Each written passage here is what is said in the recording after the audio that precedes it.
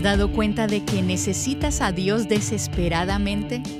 Tenemos un problema porque Dios solo escucha y responde las oraciones de los justos. Y nosotras somos pecadoras. Así que, ¿cómo podemos esperar que Dios escuche nuestras oraciones y nuestro ruego de un corazón que anhela un avivamiento? Ese justo y santo Hijo de Dios, todavía con heridas en sus manos, está intercediendo por nosotros en el cielo, sentado a la diestra del trono de Dios, y nos invita a ser revestidas con su justicia y a orar y clamar en su nombre. Estás escuchando Aviva Nuestros Corazones con Nancy DeMoss Wolgemuth en la voz de Patricia de Saladín.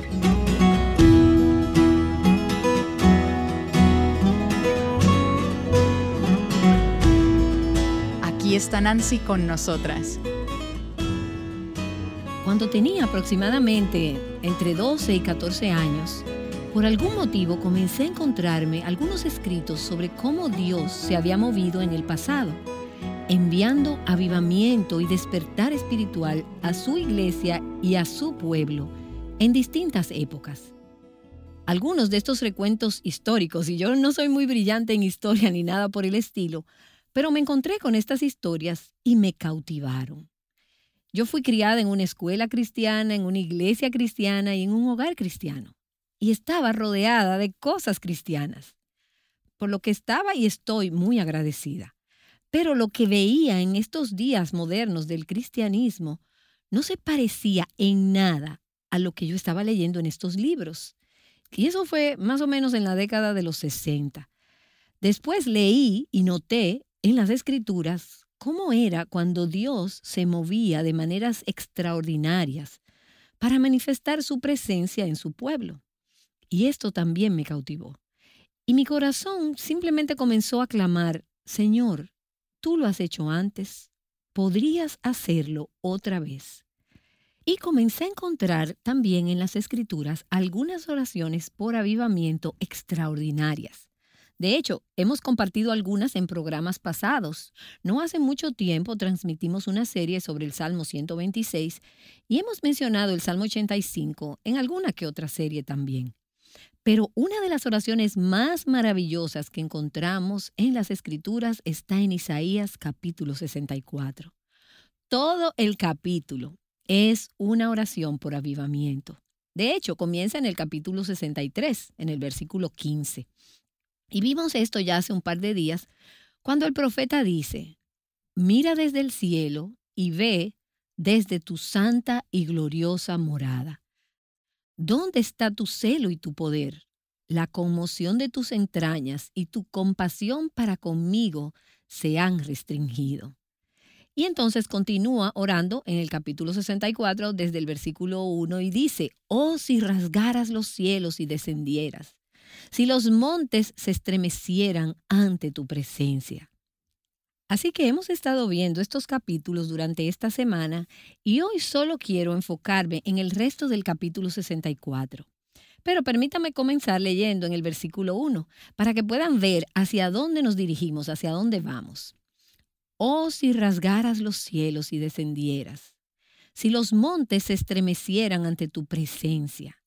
Como el fuego enciende el matorral, como el fuego hace hervir el agua, para dar a conocer tu nombre a tus adversarios, para que ante tu presencia tiemblen las naciones. Y a propósito, sabes que el fuego puede llegar a ser algo muy peligroso, pero también puede ser de mucha ayuda. He viajado a diferentes partes del mundo donde dicen: no bebas de esa agua, tiene muchas impurezas o cosas a las cuales tu sistema no está acostumbrado. Entonces, ¿qué puedes hacer para que el agua sea purificada? La hierves. Y eso es justo lo que viene a mi mente con este pasaje. La presencia de Dios hierve y quema las impurezas de todo aquello a lo que se le acerca. Y Él dice: para dar a conocer tu nombre a tus adversarios, para que ante tu presencia tiemblen las naciones. Imagina eso. Cuando hiciste cosas terribles que no esperábamos y descendiste, los montes se estremecieron ante tu presencia. Desde la antigüedad no habían escuchado ni puesto atención, ni el ojo había visto a un Dios fuera de ti que obrara a favor del que esperaba en él. Sales al encuentro del que se regocija en practicar la justicia, de los que se acuerdan de ti en tus caminos. Pero te enojaste porque pecamos. Continuamos en los pecados por mucho tiempo. ¿Y seremos salvos? Ahora, vamos a detenernos aquí por un momento y regresaremos luego al resto del capítulo. Vemos aquí algunas de las condiciones en las que Dios desciende y se mueve entre su pueblo. Vemos la obra de Dios a favor de aquellos que esperan en Él. Verás, queremos actuar, queremos hacer algo y anhelamos que Dios nos espere. Pero Dios dice, no, actuaré cuando ustedes esperen por mí. ¿Qué es más fácil, trabajar o esperar? Es más fácil hacer algo que esperar que Dios obre. Ahora, cuando usamos la palabra esperar, a menudo la usamos como un término pasivo, como si estuviéramos esperando a que llegue la siguiente temporada a nuestra vida o esperando a que mis hijos crezcan o que mis hijos se casen. Pero el término esperar en el Antiguo Testamento, en hebreo, es un verbo activo. Significa adherirse, esperar por algo. Dios actúa en favor de aquellos que esperan en Él, que se mantienen cerca de Él. Aquellos que dicen, Dios, no te soltaré hasta que vengas, me escuches y respondas. Y ten en mente que el objetivo de esperar no es obtener alguna bendición de Dios. El fin es Dios mismo. Dios actúa en favor de quienes esperan en Él. Y Dios no actúa solo a favor de aquellos que esperan en Él. Dios tiene un encuentro con quienes se regocijan en practicar la justicia, con aquellos que hacen lo correcto con gozo. Y esta es la definición, la descripción de obediencia. Estar en una relación correcta con Dios produce gozo. Y aquellos que tratan a otros con justicia, de una manera que refleja su rectitud, esas son las personas con las que Dios se encuentra. Así que no podemos pedir o esperar que Dios venga y se presente en nuestra iglesia, en nuestra familia, o que envíe avivamiento a nuestros corazones si estamos atesorando y apegándonos al pecado en nuestros corazones. Si nos aferramos a la amargura, al enojo, a la falta de perdón, al egoísmo, al orgullo y a la avaricia. Debemos estar dispuestas a desechar todas estas cosas si queremos que Dios venga y tenga un encuentro con nosotras. ¿Pueden dos caminar juntos sin antes ponerse de acuerdo? Dios se hace presente a aquellos que se regocijan en practicar la justicia. Y Dios se encuentra con aquellos que buscan su voluntad en todo lo que hacen y se acuerdan de Él en todos sus caminos. Y eso es de lo que hemos estado hablando en esta serie. Hemos estado conversando sobre esas ocasiones y leímos algunos de esos relatos en el programa pasado, ejemplos donde Dios vino y se movió de un modo extraordinario entre su pueblo. Y me ayuda mucho recordar esas cosas, sus caminos, lo que Él ha hecho. Porque entonces cuando vengo en oración delante de Él, soy alentada y tengo el valor de decir, Señor, haz lo que has hecho antes. ¿Podrías hacerlo otra vez? Aquellos que lo reconocen en todos sus caminos. Y verás, la diferencia con cualquier otra religión en el mundo es que tenemos a un Dios, Jehová, que tiene una relación personal y tiene un corazón hacia su pueblo. Él quiere encontrarse con su pueblo. Él quiere actuar a favor de aquellos que esperan en Él. Quiere venir y ayudar a quienes se regocijan en practicar la justicia. Es un Dios que se relaciona con su pueblo. Pero Él también está diciendo, no puedes simplemente empujarme a una esquina, despreciarme, tratarme como alguien con quien no quieres tener nada que ver y de repente venir y decir, oh Dios, ¿dónde está tu heredad? ¿Dónde estás? ¿Por qué no estás aquí? Él no está aquí porque nosotros le dijimos, vete. Él no está aquí en nuestra nación porque nosotros le dijimos, vete. No queremos tener nada que ver contigo. Hemos sacado a Dios con nuestras leyes, fuera de nuestras escuelas, fuera de la vida pública. fuera de la esfera pública. Y Dios ha dicho, de acuerdo, pero entonces, ¿queremos que Él vuelva? Si queremos que Él vuelva, debemos hacer los ajustes para que Dios pueda ver que es bienvenido aquí, que es bienvenido entre nosotros, para que tengamos una relación con Él. Se nos ha dicho que Dios se acerca, que Él actúa, que Él obra, y que Él se encuentra con aquellos que cumplen con estas condiciones. Pero hay un problema, hay un obstáculo para que Dios obre poderosamente y revele su gloria y su poder y su presencia. Y podemos verlo en la pequeña frase que dice, sales al encuentro del que se regocija en practicar la justicia. Ahí nos dice que Dios se encuentra con aquellos que practican la justicia. Y el problema es que no somos justas, somos pecadoras. Y este es el tema que vamos a tratar en los siguientes versículos a continuación. En el versículo 5 dice, pero te enojaste porque pecamos. Y si tienes el hábito de subrayar en tu Biblia, en los próximos versículos, subraya o haz un círculo cada vez que veas algo sobre la palabra pecado o alguna palabra relacionada a esta. Continuamos en los pecados por mucho tiempo. ¿Y seremos salvos?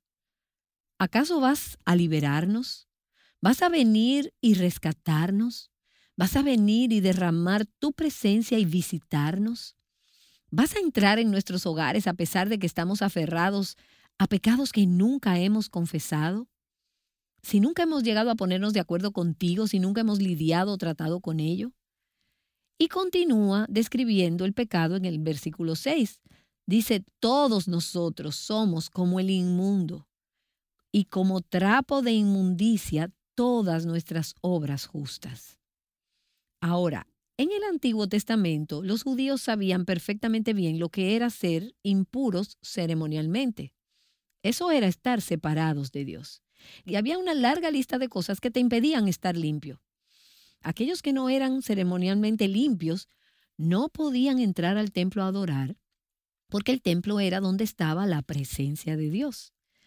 Estar impuro era lo mismo que ser excluido.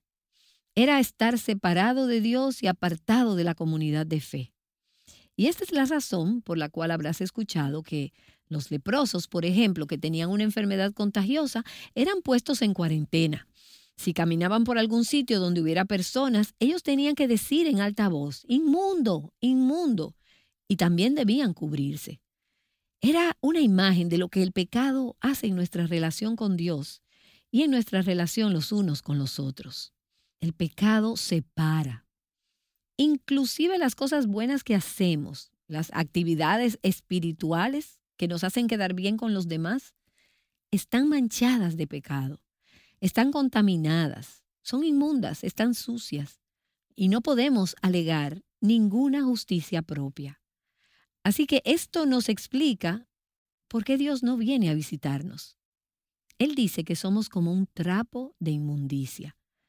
Y no quiero sonar muy explícita aquí, pero la frase de hecho tiene que ver con la tela del período menstrual. Y lo que quiere decir es que estamos contaminadas. Esa secreción corporal resultaba ser ceremonialmente inmunda porque la gente reconocía que esa secreción venía de una naturaleza humana pecadora. Entonces Dios dice, inclusive nuestras mejores obras, que fluyen de corazones pecaminosos, están contaminadas ante un Dios santo. Y de esta manera lo explica Charles Spurgeon, y cito, hermanos, si nuestra justicia está tan mal, ¿cómo será nuestra injusticia? Hay pecado en nuestras oraciones, necesitan ser hechas de nuevo. Hay inmundicia en las lágrimas que derramamos en penitencia. Hay pecado en nuestra santidad. Hay incredulidad en nuestra fe. Hay odio en nuestro propio amor.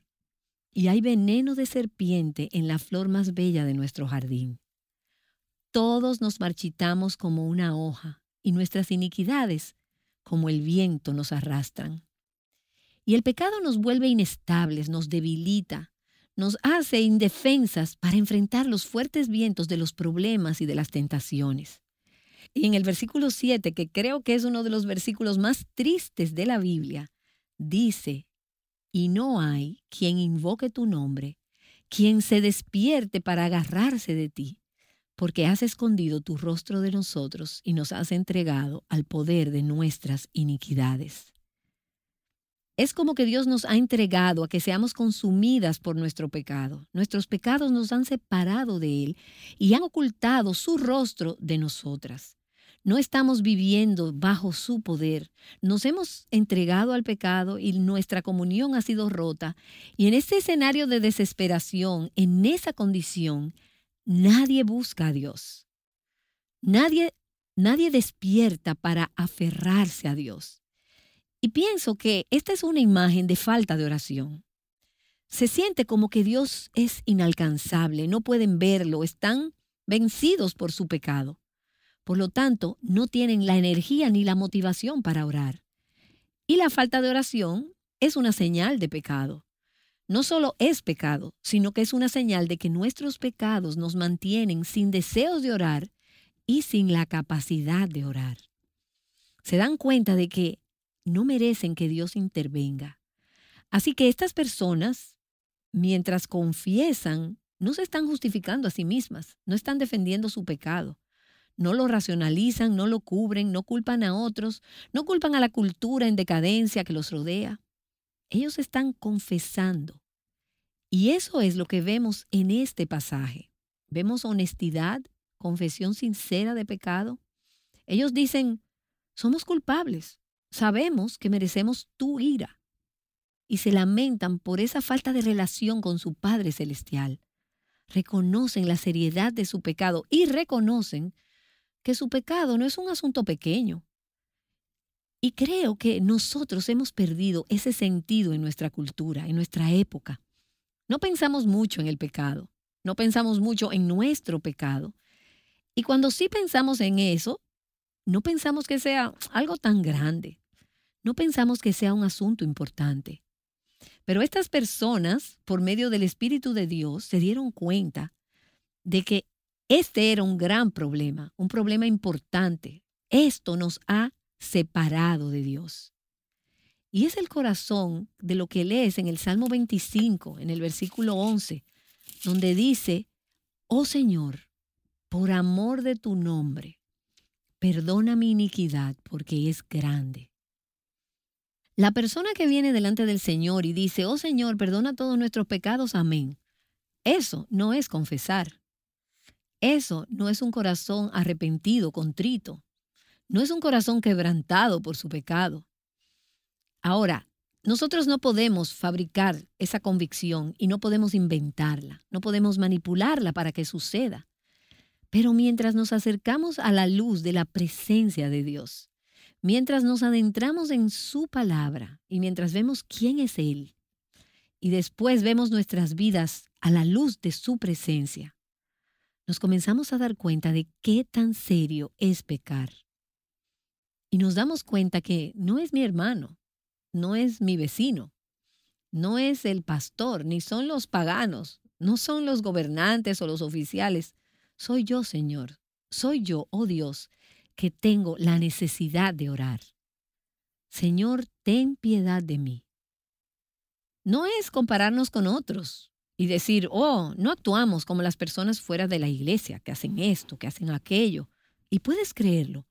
Yo nunca pensé vivir para ver esto. Todas esas cosas que somos propensas a decir en estos días. Pero el corazón que experimenta la presencia de Dios descender desde el cielo, trayendo avivamiento, es un corazón que reconoce, soy un desastre. Soy pecadora y me he rebelado contra Dios y su palabra. Y nombra las formas específicas en las que ha pecado. Y nota en este pasaje que este es un problema colectivo, porque sigue diciendo, todos nos marchitamos como una hoja. Y en el versículo 6 dice, todos estamos llenos de impureza. Así que estamos todas nosotras, estamos en esto juntas. El profeta está orando esto. Y los hombres de Dios, algunas de las oraciones más fervientes por avivamiento en la Biblia, algunas de las oraciones más humildes, son oraciones hechas por algunos de los líderes espirituales que pensaríamos que son los hombres más piadosos. Pero cuando están en la presencia de Dios, se dan cuenta, estamos todos juntos en esto. Nadie queda excluido. No es que haya solo algunos malos en la iglesia, es que todos hemos pecado. Y continuamos en el versículo 8 con una plegaria, con una oración, un ruego por misericordia, una confesión humilde, honesta y seria por nuestros pecados. Versículo 8. Pero ahora, oh Señor, tú eres nuestro Padre, nosotros el barro, y tú nuestro alfarero. Obra de tus manos somos todos nosotros. Él está diciendo a Dios, recuerda quién tú eres y recuerda quiénes somos nosotros. Somos tus hijos y nada puede cambiar eso. Te pertenecemos a ti. Somos tu creación. Tú nos hiciste y nos diste forma. Tú eres el soberano sobre todos nosotros. Escucha, la paternidad de Dios es un concepto precioso para nosotros, o por lo menos debería serlo, pero no era común para los judíos en el Antiguo Testamento.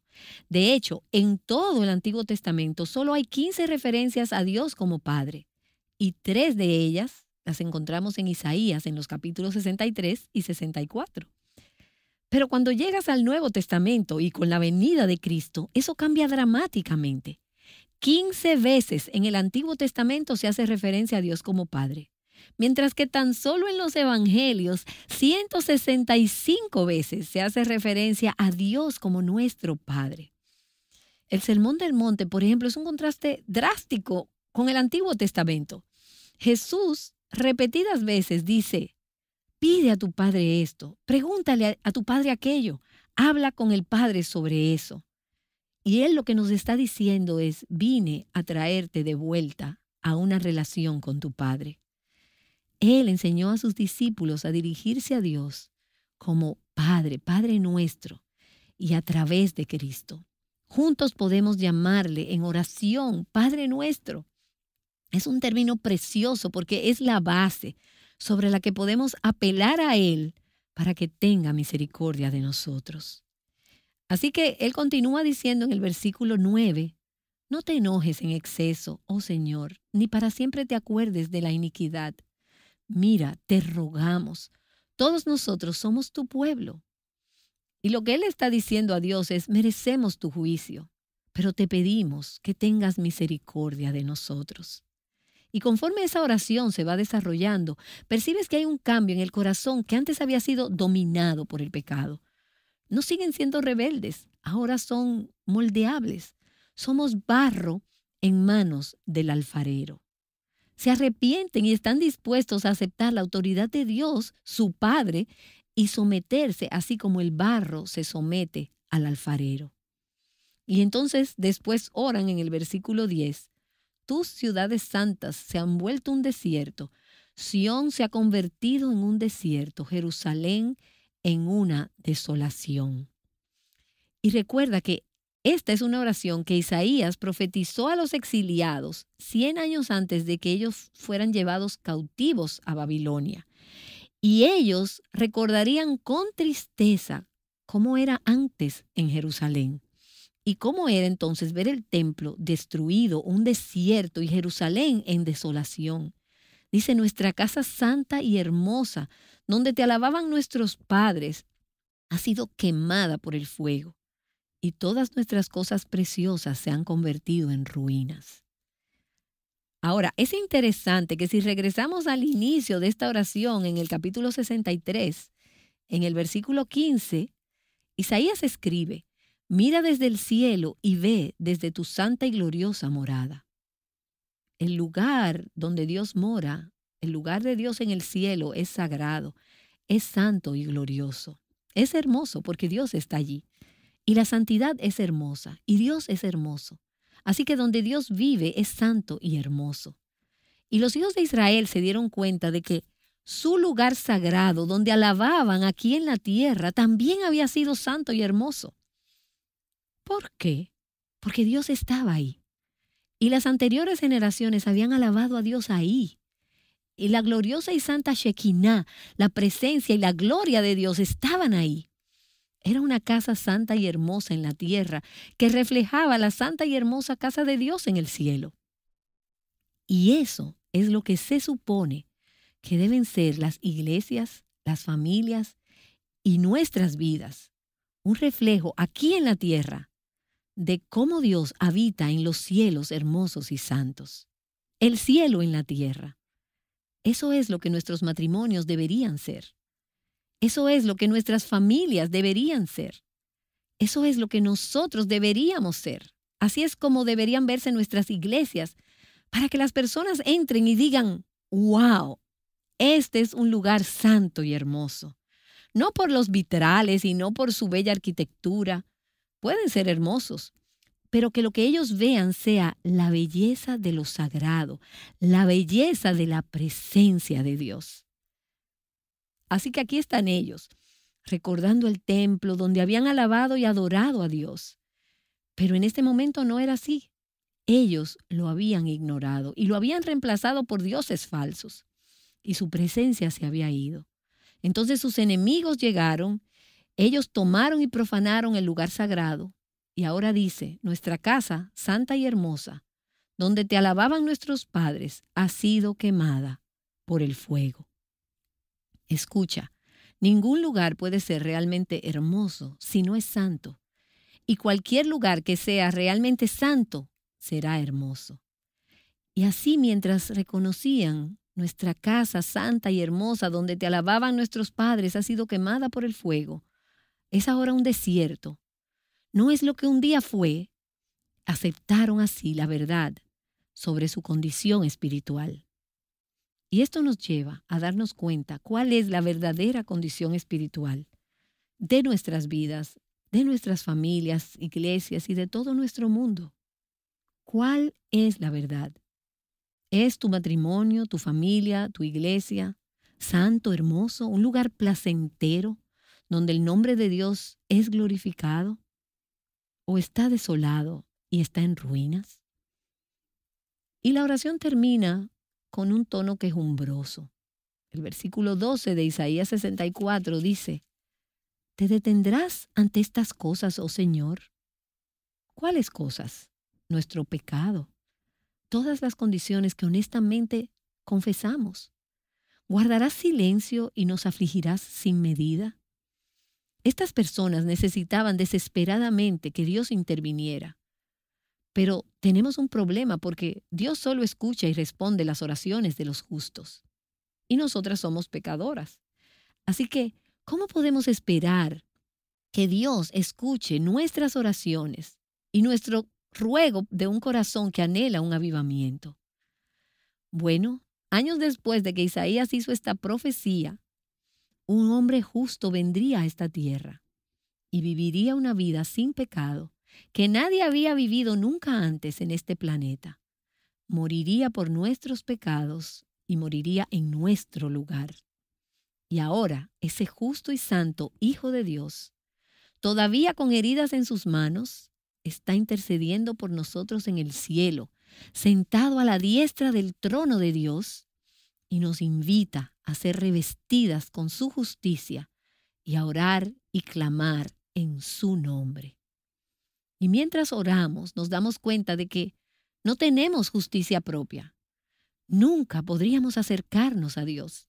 Nunca podríamos pedirle que deje los cielos y que descienda. ¿Por qué vendría a un lugar como este? Vino una vez porque amó tanto al mundo que Dios envió a su único Hijo.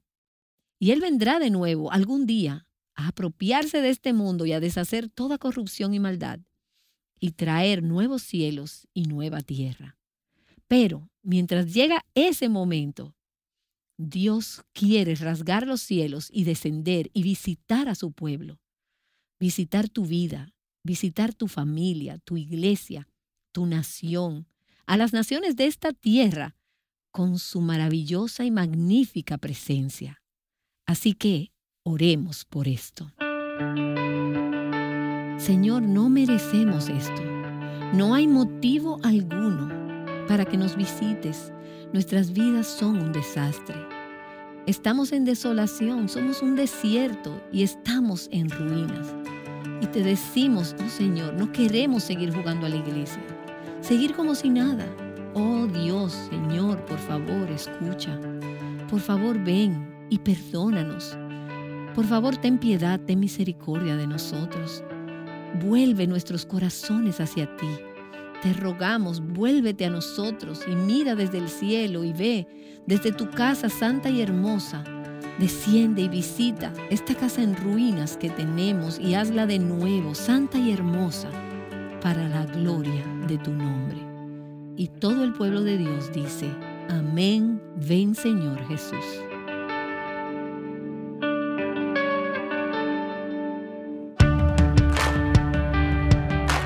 Nancy DeMoss Wolgemuth nos ha estado animando a orar y a clamar a Dios allí en medio de nuestra necesidad y con fe en que Él puede visitar a su pueblo una vez más.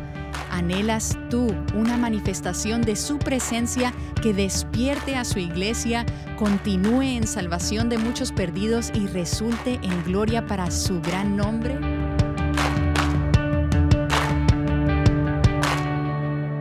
Esta serie titulada Un clamor por avivamiento concluye hoy, pero nuestro clamor continúa. Y uno de los eventos que podemos recordar con gran alegría y que renuevan nuestra esperanza de la manifestación del poder de Dios es la conferencia True Woman del 2008. Ese fue un momento crucial que dio a luz a Aviva Nuestros Corazones y al movimiento Mujer Verdadera. En la próxima serie estaremos escuchando el mensaje con el que el pastor John Piper abrió ese evento, así que asegúrate de acompañarnos.